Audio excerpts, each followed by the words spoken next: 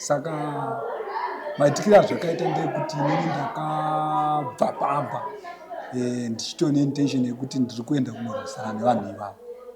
Saka ndakasikushaya vanhu hamba pandakaita se pandakasvika ndichida ndisi kuona nevanhu vane ndashaya vanhu ndakasika ndarova dhoo ravo nesimbi yandakanga ndinayo mvara pazika ndichida kutsvaga kuona kuti ndingawane wandingawane wepamba ipapo. At Master Key and Locks, we provide locksmith services for all your key cutting using latest state-of-the-art equipment. We program key cores to produce an original durable key for all types of cars and house keys. With this latest technology, we cut keys in 20 minutes while you wait. Days of importing lost car keys are over. Locksmith key cutting services and programming ECU cloning is our everyday business. We open locked doors for all cars and houses. We repair and install remote control programming. We have backup space for remote batteries, and we do remote leakage repair, new lock sets, key renewal and replacement, door lock and ignition repair. Call now on the numbers on your screen or visit us at 59 Central Avenue in Harare.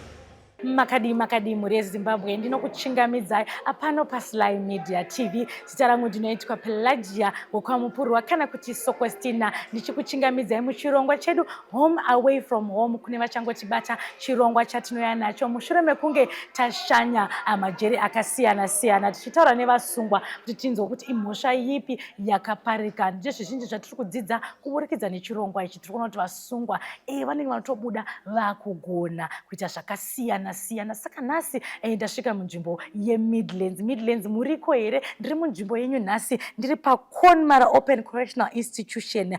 Saka ndati open, hati muri kunzwa ndati regai ndigare ndataura ndikati vamwe vasungwa vedu muchaona vasina kupfeka nhumbi dzamajaira inhau yekuti kana vakuno kuopen kunenge kwatireruke zvakare.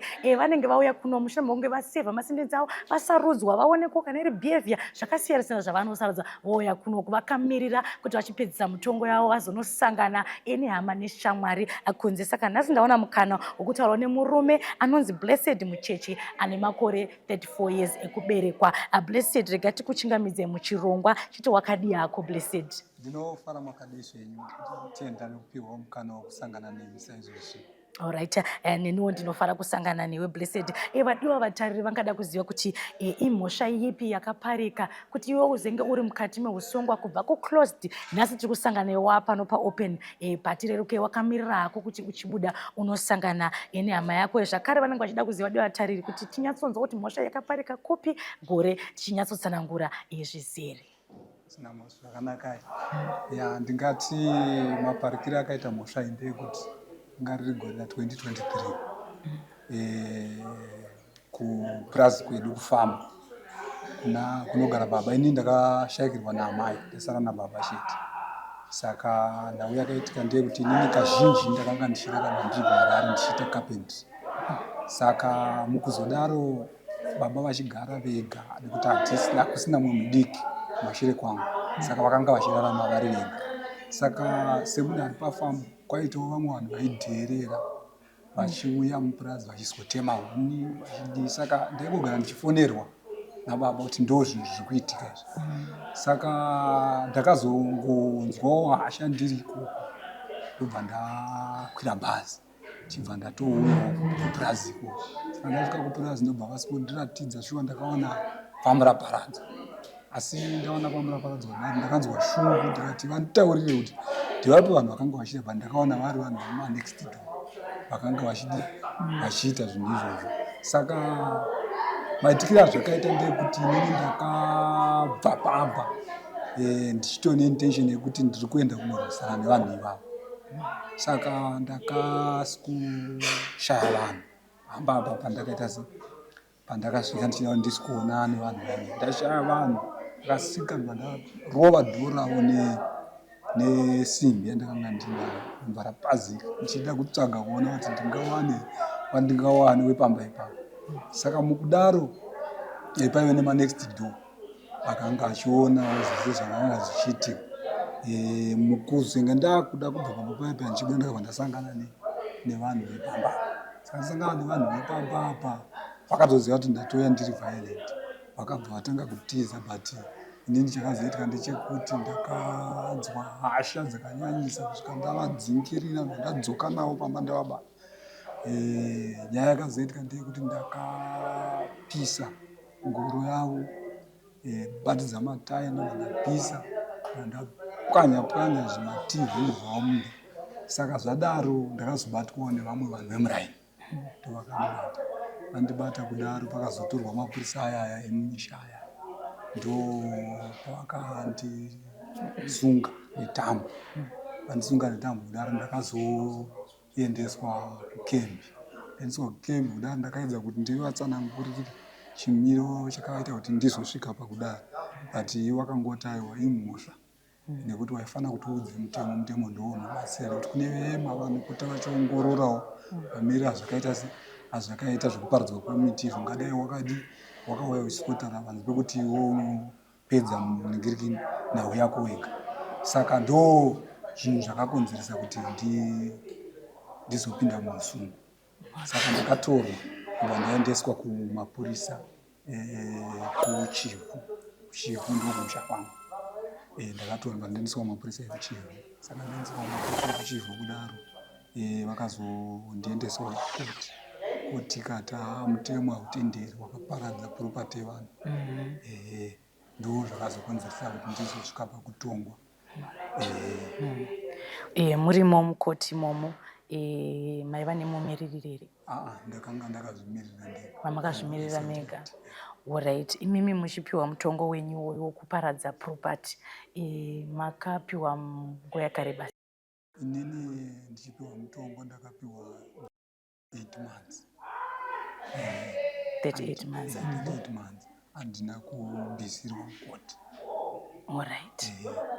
Muchiona imimi kuti makutoenda 38 months makanzwa sei? Handina kuzvigamuchira panguva iyo. Ndakambofungidzira kuti pamwe ameno ndofunga ndakarara here kana kuti chichikuti. Asi ndakatozozvinzwisisa ndatokuiswa cheni nemagandijeri. Ndakuendwa nendo pandakazoona zvishuwa ndatomusunga. But zvakanditorera time. Kunyange dai ndasvika ikoko kuprison. Zvakanditorera time kuti ndizvigamuchire because chinhu chainyanya kundirwadza ndechekuti inini ndiri munhu anozvishandira ane basa rangu ndaitochengeta mhuri yangu nekuda kwebasa remaoko. Saka mhuri yangu idiki. Ndakatanga kufunga mhuri yangu kuti saka ichararama sei. Hakuna zvemumwe anokwanisa kunge achiita achibatsira mhuri iyoyo inenge ndisipo. Saka zvakanditorera ndofunga almost 6 months dzese ndichitambudzika ndiri paprison. Alright. Mamuri paprison ipapa? Ndandiri kuchivu. Kuchivu prison kuclosed. Alright. Tikada kuziva kuti saka ikoko makazogara nguva yakareba sei musati mazoya pano paopen? Ikoko ndakagara 9 months ndo dzandakagara. Alright. Tichitarisa closed, tichitarisa pano makanzwa sei mimi muchiona kuti makasarudzwa kuti makuya pano paopen pakareruka apa mushure mekunge mangogara 9 months muruko? Chinhu chandakanyanya kufarira ndichiri kuclose ndechekuti ndakazotanga kuzozvigamuchira zvishuwa kuti ndamuusungwa. Saka ndazvigamuchira kuti ndamuusungwa ndakaratidza kuti aiwa inini ndiri munhu akanga aine behavior yakanaka ndiri panze. Ndakachinjwa nekuti vamwe vanoenda kufamu, vamwe vanoenda kupi kwakasiyana siyana. Asi ndakachinjwa pandakanga ndichishandira ndakabva ndaiswa pakicheni. Ndo pandakanga ndichisenzera ndiri ipapo ndichibikira vasungu.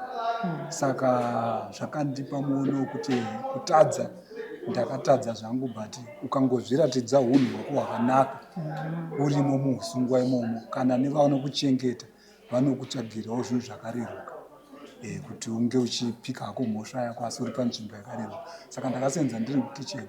Saka izvozvozvo zvakaita sekuti yakatorwa advantage kwandiri kuti pakazouyawo program yekuiswa kuno kuopen zita rangu rakatova ndirakanga riri pamusoro. Ndichibva ndanyorwawo zvikanzi unoda here kuenda kuopen, tobva ndavatsanangura ndikati aiwa ndoda, kunyange dai ndaisazviziva kuti kunoraramika sei, but ndakazvigamuchira ndikati ndinoda. Saka ndo zvakaita kuti ndiite sendizouya kuno, asi ndiri kuona hangu kuti mararamiro angu ndiri mukati menzvimbo ino hatisiyanei nekunge tiri close zvakanyanyisa. Takuraramawo zvekunzwa kuti aiwa tahafu panze, zvekuti unotosanganawo nevamwe vanhu panze apa muchitokurukurawo vachikuonesa kuti aiwa kusungwa asi unofana kuita munhu chaiye. Ndamboona mukana wekutaurawo nevakuru venyu, vanga vachitaura kuti kunoku futi munoona mukana wekutomboenda kuweekend kuChristmas, asi vane nguva yavanoti asanzi kuti kana promotion. Saka imimi tikada kuziva kuti matoone mukana here wekumboenda kumba muchidzoka? Hatisati taenda zvedu, but takapiwa promotion ye2 months. Dzakuda kubva dzinokwana sevanokwananiswa 12 May. Saka tinokwanisa iwo pa12 August baba.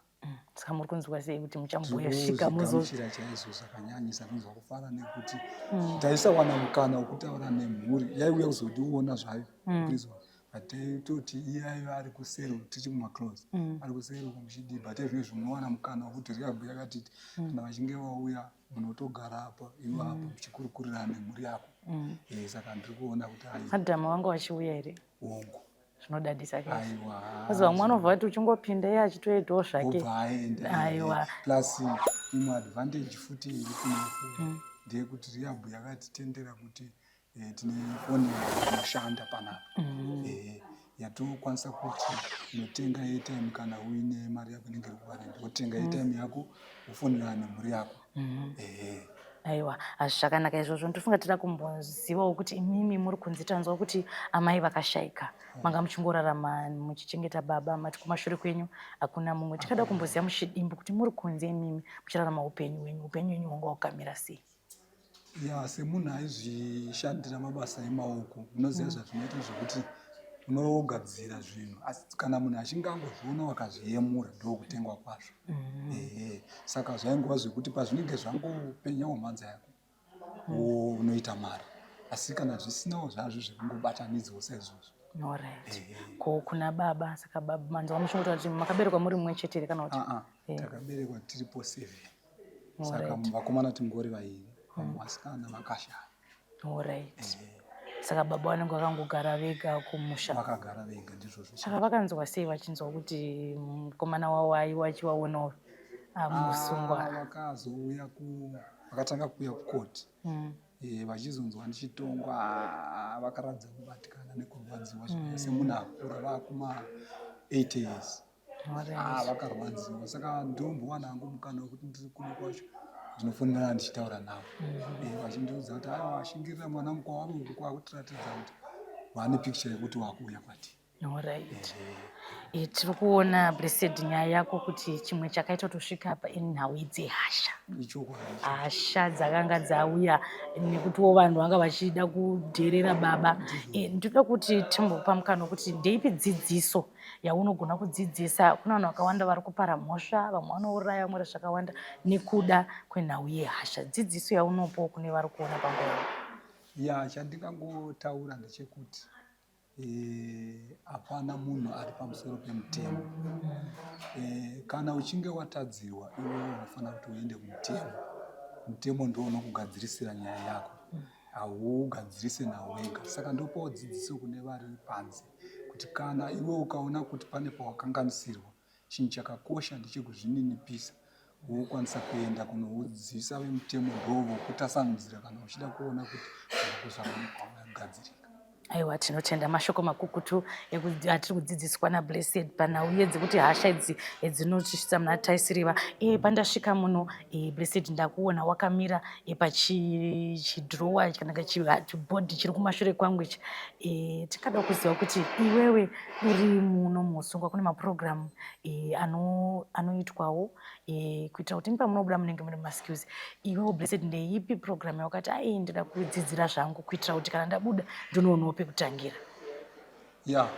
Inini zvagara ndiri panze ndaimboita zvecarpentry. Ndine class 3 carpentry. Saka muno chinhu chandakanyanya kufarira ndechekuti patakasarudzwa vedhemi vakatisarudza vakatobvunza kuti pane vane zvavanokwanisa here, nobva ndataura kuti sure kuti inini ndaita carpentry ndiri pano. Saka ezvinezvi ndezvimwe zvezvinhu zvatiri kugadzira tiri muno. Ndina sekuru vandinoita navo vanonzi sekuru Taiya. Ndivo vari kundidzidzisa zvese izvi. Ndakanga tichimbozviti panze but ezvinezvi ndakawedzerwa experience. Saka zvese zviri kuku izvizvi tisuga totoona mwana wadhuropa akanga ari papa akatobuda akaenda. Zvakanaka kaizvi. Aiwa zvakanaka. Mukupiwa mumwe mukana. Ichokwadi. Aiwa, tinotenda takuda kusvika patinopendera chirongwa chedu. Inoda kupewa mukana Blessed kuti unogona kutaura nemhuri Zimbabwe. Ndinovimba kuti mazuva mashomanana ndo asara kuti muchienda kunosanganawo nemhuri izvira kuti chibudawo panze unoda kusvika uchiona pekutangira. Saka ndiwo mukana wokutaura nemhuri Zimbabwe uchikumbirawo zvaunoda kuti vakubatsire nazvo kana uchinge wabuda panze. Chekutanga ndechekuti ndotenda veReal vanotidzoreredza zvakanyanyisa. Ndaitombowa nepfungwa dzekuti munhu akandisungisa ndichidzokera panze ndonotangidzazve patsva, but zvakazoenda zvichinya nekuda kwokuudzwa nekupihwawo dzidziso kuti hayi unofanira kuti kana uchinge wakanganisirwawo saizvozvo zvichienda nekuenda unofanira kuzopedzisira wachinjawo kuratidza kuti aiwa munhu akuziva zvaari kuita, nekuti kuramba achingotenderera muno muusungwa hazvina zvazvinobatsira, nekuti ndikanobara futi imwe mhaka ndaapanze apa kungodzokera zvemukati. Saka ndotenda nedzidziso yavari kutipa. Saka kumwe yeZimbabwe ndiri kungotaurawo kuti ndiri munhu akanga achizvishandira kushanda kwemaoko. Saka kana ukangomira ndo pazvinenge zvatomirira ipapo. Kureva kuti ndiye ndisina start yekutanga, kureva kuti ndikabudawo panze ndiye ndichida kuzopfuurira mberi kana kuzotangawo kuti ndipinde muprogramu yekugadzira zvinhu. Saka ndiye ndisina zvikwanisiro. Tine machinery yatinoshandisa iri papa, pane madrill gun, pane inonzi circular saw iri papapo.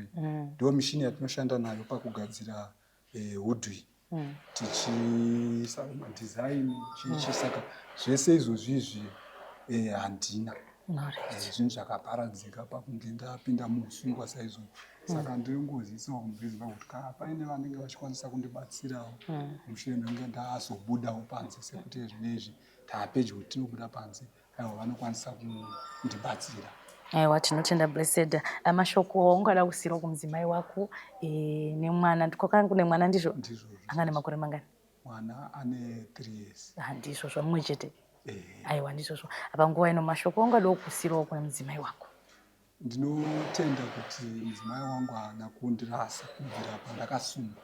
Kazhinji madzimai akawandisa anoti kana uchinge wangosangana nenhau dzakafanana nedzodzi vanobva atosunduruka pauri otoenda.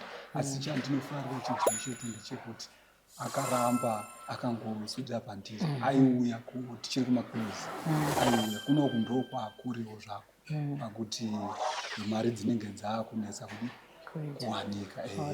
Asi ndinotenda kuti haana kusunduruka pandiri. Saka ndongoti dai Mwari varamba vakangopindira mukati memwoyo wake, hadi arambe akangokwatidzira pandiri saizvozvo, kuti semunhu aakubudawo toda kuti tinochengeta vana vedu tiri pamwe chete, iwo ngaangoramba ainawo.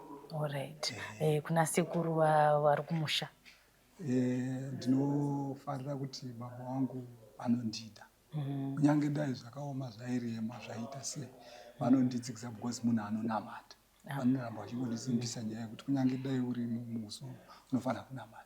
Saka ndongoti dai Mwari avachengeta, kunyange dai makore avo awanda, asi dai Mwari avachengeta ndigovaonawo kunyange dai pandozobuda. Aiwa, tinotenda Blessed mucheche. Nenguva ino wanditendera kuti nditaure newe. Tinokushuwirawo zvakanaka kuti mazuva mashomanana asara iwayo kuti paunozobudawo unosangana nemhuri yako, unosangana nababa, unosangana nemudzimai wako muri yeZimbabwe. Ndiye Blessed Mucheche wananga ndichitaura naye, murume ane makore 34 years ari pano paConmara Open Prison, achitaura nyaya yake maitikiro akaitika. Ndifunga pane zvidzidzo zvatadzidza kubva panyaya yekuti dzimwe nguva hasha dzinotosvitsa muna taisiriva. Angokurudzirwa kuti ngatisaite hasha, tsvagai kana umwe chete anogona kukuyananisa. Kana uchinge wanetsana nemumwe wako, usazosvike pakusvika panguva yakadai yekuzorarama uri muusungwa. Regai ndikutende muri yeZimbabwe nekuona chirongwa ichocho, Home Away from Home. Rambai muchiona chirongwa ichocho. Until we meet next time, don't forget to like, follow and subscribe. Ndinoda kutendawo musikana anotigirawo chirongwa ichocho achitefenyura tarumbidzwa Rudhenya. Tinomutenda anotigira chirongwa chanhasi nanga ndiri kuMidlands tichitaura nevasungwa. Tikutaura regai ndikutende. Until we meet again, chisarai zvakanaka. Ndini wenyu Pelagia Wokwamupurwa. Come to Raphael Signs, where we transform your everyday moments into extraordinary memories with our Bespoke mug printing services. Whether you are looking to immortalize a cherished photo, celebrate a special occasion, or promote your brand with a personal touch, our high-quality custom printed mugs are the perfect solution, which are ideal for gifts and corporate giveaways. Choose Raphael Signs for your mug printing needs. Call us now on the number on your screen for a free quotation, or visit us at 91 Livingstone Avenue, corner 8th Street, Shilo Building, Harare, Zimbabwe.